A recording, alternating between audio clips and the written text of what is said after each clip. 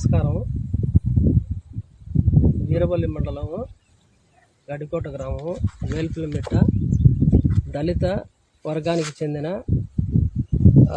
వ్యక్తిని. ఈ కడప జిల్లా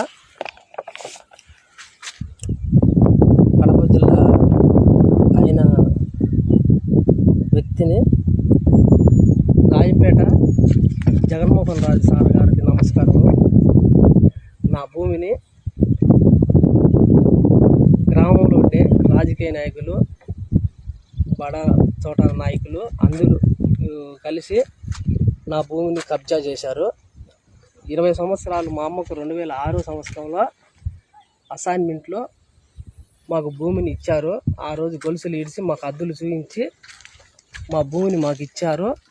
ఈరోజు మాకు ఆ భూమి లేదని ఎంఆర్ఓ గారు, విఆర్ఓ గారు లేదని అంటున్నారు. దయచేసి జగన్మోహన్ రాజు గారు,